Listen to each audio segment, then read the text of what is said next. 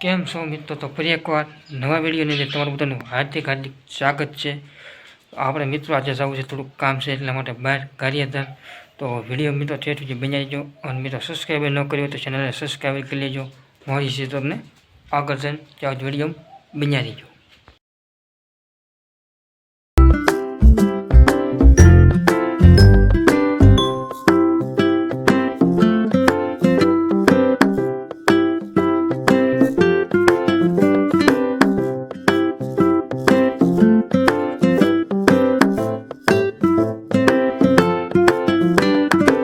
ગારિયાધારથી આપણે વયા છીએ અત્યારે ઘરે, અને રસ્તામાં એક એક્સિડન્ટ થયું હતું. કારણ કે એક ડમ્પર હતું ને, જે આખું જે રેતીનું ભરેલું, એ આપણે ખાડામાં ઊંધું ઉતરી ગયું હતું.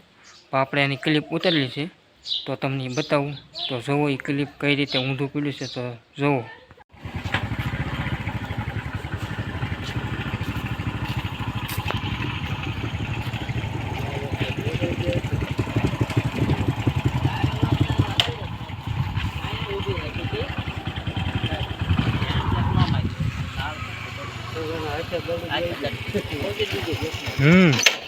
કોઈ નહોતું એમ કેવું ના ભાઈ, કોઈ હતું જ નહીં. હેંગ બ્રેક નહોતી મારી, જે કે આમ છે સીધી દડી. હા, દડી હોય કે નહીં સીધી.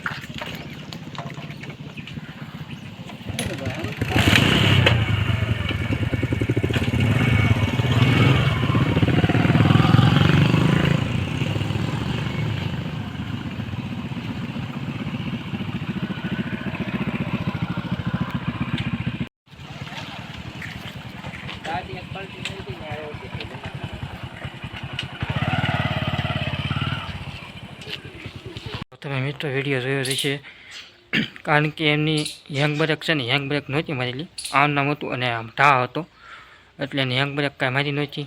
એટલે સીધું દડવા મળ્યું, સીધું એ વેણકું જે હતું એ વેણકામાં સીધું એ આઈસર હતું, એટલે આમ ઊંધું ભરી ગયું આખું. જે આપણે રોડમાં ઓલી જે રેતી નાખીને પાવડર હતો, પણ એને હેંગ બ્રેક મારવાનું ભૂલાઈ ગયું. પણ ડાયર બાર કોઈ અંદર હતું નહીં, એટલા માટે કોઈને કાંઈ વાંધો ન આવ્યો.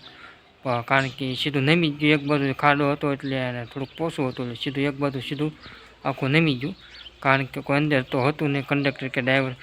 અને આ મિત્રો ડ્રાઈવરની અને કંડક્ટરની મિત્રો આઈસર જે ગાડીઓ હાંકતા હોય ને, જોખમવાળું ઓલું હોય, એટલા માટે ક્યારે શું થાય કાંઈ નક્કી ન હોય. પણ સારું છું, કોઈ હતું નહીં અંદર, એટલા માટે રહી ગયા. કાંઈ નહીં, થોડીક જ વામાં હમણાં કરણને એવું બધું આવશે અને બહાર કાઢશે. અને આશા કરશું કે વિડીયો કેવો લાગ્યો એ કોમેન્ટમાં જણાવી દેજો. અને મળીશું નવા વિડીયો સાથે. ત્યાં સુધી બધાને બાય બાય.